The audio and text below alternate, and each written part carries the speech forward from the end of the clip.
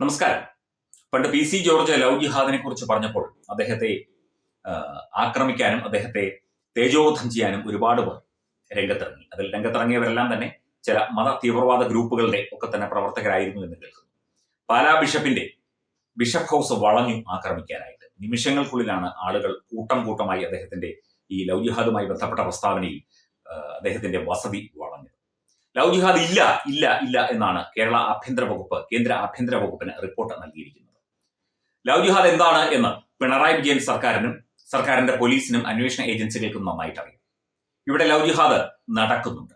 ഇതിനൊക്കെ തന്നെ കാരണം ഒരു വേള ഇവിടുത്തെ ഹൈന്ദവ ക്രിസ്തീയ ഭൂരിപക്ഷമുള്ള അല്ലെങ്കിൽ ആ മേഖലയിൽ അതിൽ വിശ്വസിക്കുന്ന ആളുകൾ തന്നെയായിരിക്കും. കാരണം നമ്മളിലേക്ക് ഒരുത്തൻ കടന്നു വരുമ്പോൾ അവന്റെ ഉദ്ദേശം എന്താണ്, അവൻ പണം വാരി എറിയുന്നത് എന്താണ്, അവന്റെ ഉദ്ദേശം നമ്മളെ പ്രണയിച്ച് വശത്താക്കി വിവാഹം കഴിച്ച് മതം മാറ്റിയെടുത്ത് അവന്റെ പക്ഷത്തിലേക്ക് ആളെ ചേർക്കലാണ് എന്ന് ഹിന്ദു പെൺകുട്ടികളും ക്രിസ്ത്യൻ പെൺകുട്ടികളും ഒക്കെ ആദ്യം ഒന്ന് തിരിച്ചറിയണം എന്ന് ആദ്യമേ പറഞ്ഞുകൊള്ളട്ടെ.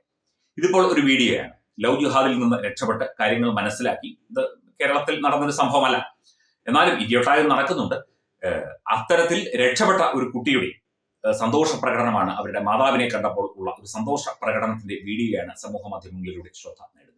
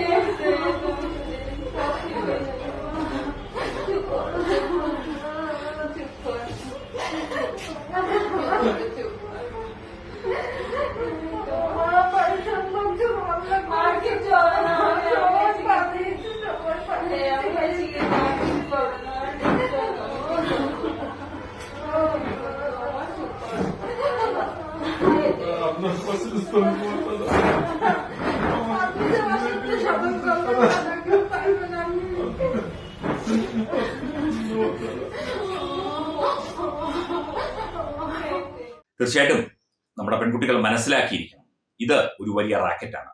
പണവും ഐഫോണും വാഹനങ്ങളും കൊടുത്ത് ഇവരെ പറഞ്ഞു വിടുകയാണ്. പോപ്പുലർ ഫ്രണ്ട് ഓഫ് ഇന്ത്യക്ക് ലവ് ജിഹാദിനായി പ്രത്യേക ഒരു സെറ്റപ്പ് തന്നെ, ഒരു ഗ്രൂപ്പ് തന്നെ ഉണ്ടായിരുന്നു. അവർക്ക് പ്രത്യേക പരിശീലനം കൊടുക്കാനായി. എന്തിന്? ഈ പെൺകുട്ടികളെ വളയ്ക്കാൻ നടക്കുന്ന ആൺകുട്ടികൾക്ക് ഫ്രീ ആയിട്ട് ബ്യൂട്ടി ട്രീറ്റ്മെന്റുകൾ വരെ, ബ്യൂട്ടി പാർലറുകൾ കേന്ദ്രീകരിച്ച് കോഴിക്കോട് ജില്ലയിലെയും അതുപോലെ മലപ്പുറം ജില്ലയിലെയും ബ്യൂട്ടി പാർലറുകൾ, ജെൻസ് ബ്യൂട്ടി പാർലറുകൾ കേന്ദ്രീകരിച്ച് ബ്യൂട്ടി ട്രീറ്റ്മെന്റ് വരെ ഉണ്ടായിരുന്നു എന്നാണ് കേൾക്കുന്നത്. അപ്പം ഈ ലവ് ജിഹാദ് എന്ന വിപത്ത്, എന്ന അപകടം പെൺകുട്ടികൾ മനസ്സിലാക്കിയിരിക്കണം. ഇവരുടെ ഉദ്ദേശം പ്രണയമല്ല. പെൺകുട്ടികൾ 16-17 വയസ്സുള്ള പെൺകുട്ടികൾ പ്രണയത്തിൽ വീഴാൻ എളുപ്പമാണ്. ഇവരുടെ പകിട്ടും പത്രാസും പണവും ഇവരുടെ സെന്റും അത്തറ പൂശിയ ഗന്ധവും ഒക്കെ തന്നെ അവരെ ആകർഷിച്ചേക്കാം. പക്ഷേ അപകടത്തിലേക്കാണ് നിങ്ങൾ പോകുന്നത്. ഒരു വർഷം തന്നെ എത്രയോ ആയിരക്കണക്കിന് ലവ് ജിഹാദ് കേസുകളാണ് ഇന്ത്യയിൽ ഒന്നടങ്കം റിപ്പോർട്ട് ചെയ്യപ്പെടുന്നത്. കേരളത്തിൽ ലവ് ജിഹാദ് ഇല്ല എന്ന് ആഭ്യന്തരമന്ത്രി കൂടിയായ മുഖ്യമന്ത്രി പലവട്ടം പറയുന്നു. പക്ഷേ ഇവിടെ യാഥാർത്ഥ്യമാകുന്നത് ഇത്തരത്തിലുള്ള ആളുകളുടെ, മത തീവ്രവാദികളുടെ സ്വപ്നമാണ് ഈ ഒരൊറ്റ കണ്ണടക്കൽ പരിപാടിയിലൂടെ, ഈ മുഖ്യമന്ത്രിയുടെ അല്ലെങ്കിൽ ആഭ്യന്തരമന്ത്രിയുടെ ഇത്തരം ലാഘവത്തോടെയുള്ള സമീപനത്തിലൂടെ ഇവിടെ ഉണ്ടാകുന്നത് എന്നതാണ് യാഥാർത്ഥ്യം.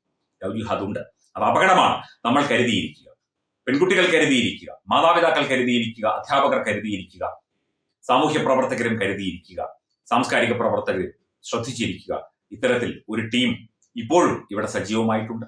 ഇവർക്ക് വേണ്ട സ്പോൺസർഷിപ്പ് കൊടുക്കാനായി മത തീവ്രവാദികളുടെ ഗ്രൂപ്പുണ്ട്. പല പേരുകളിൽ പോപ്പുലർ ഫ്രണ്ട് ഓഫ് ഇന്ത്യ നിരോധിച്ചെങ്കിലും പല പേരുകളിലൊക്കെ തന്നെ ഇവർ, അല്ലെങ്കിൽ പേരില്ലാതെയും ഒക്കെ തന്നെ ഇവർ പ്രവർത്തിക്കുന്നുണ്ട്.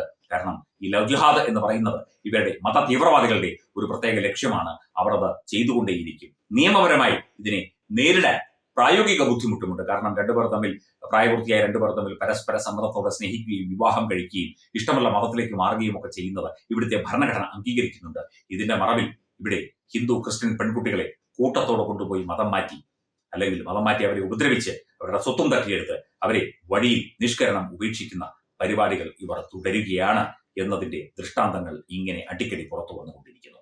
Branding partner Edubix online executive education, focus physiotherapy centre Pattom, Unnat engineering Gujarat, തീർത്ഥയാത്ര.com, അയൺ ബിൽഡ് ഗുജറാത്ത്.